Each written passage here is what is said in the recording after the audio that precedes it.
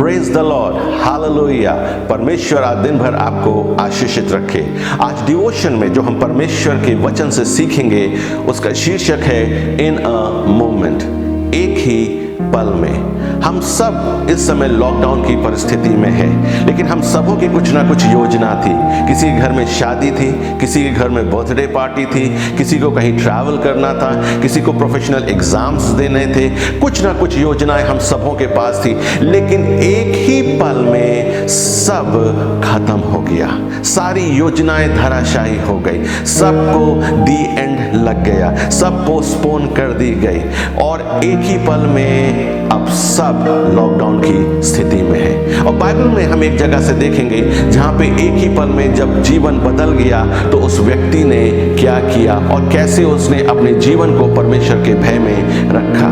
यूसुफ, अगर आप उत्पत्ति उसका 37वां अध्याय और आगे के अध्यायों में पढ़ेंगे किस प्रकार यूसुफ के पिता ने उससे बोला अपने भाई को का देखभाल या भाइयों की खबर लेने जाओ क्योंकि वो भेड़ बकरियां चराने गए हैं। और भाइयों को ने जब अपने भाई को यूसुफ को आते देखा तो उसके विरुद्ध वो ढा करते ही थे, उनके अच्छे रिलेशन नहीं थे, तो उन्होंने उसको मारा, गड्ढे में फेंक दिया और उसके पश्चात यूसुफ को बेच दिया।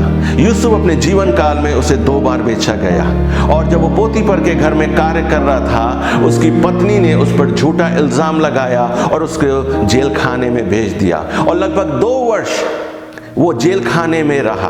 और इन सब परिस्थितियों में जाने के बाद एक ही पल में उसका जीवन एकदम से इन दुख भरी परिस्थितियों में चले गए। और ऐसी परिस्थितियों में भी जाने के बाद यूसुफ के जीवन के बारे में क्या गवाही दी जाती है?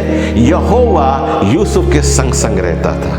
यूसुफ के संग यहोवा है, लेकिन तब पर भी यूसुफ बिक रहा है, तब पर भी यूसुफ पे झूठे इल्जाम लग रहे हैं, तब पर भी यूसुफ जेल खाने में भेजा जा रहा है। एक ही पल में यूसुफ का जीवन में बहुत से बदलाव आ गए, लेकिन बदलाव आने के बाद भी यूसुफ परमेश्वर के भय में चल रहा है। इन परिस्थितियों में जाने के बाद भी यूसुफ ने कहीं भी किसी के विरोध में अपने मुंह से एक शब्द नहीं निकाला, किसी के विरोध बुराई नहीं करी, किसी के पास जाके ये नहीं बोला मेरे भाइयों ने मेरे संग संग ये किया है, देखो पोतीफर की पत्नी ने मेरे विरोध में झूठे झूठे इल्जाम लगा दिए हैं। लेकिन वो जहां भी गया परमेश्वर के अनुग्रह में उसको अधिकारी बनाया गया।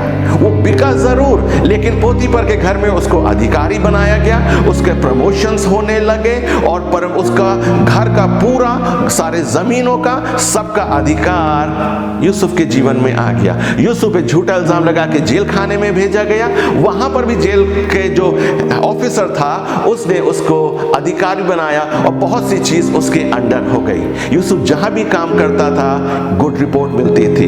राजा भी उससे कहता था, उसके बारे में कहता था कि परमेश्वर का आत्मा इस व्यक्ति के अंदर रहता है।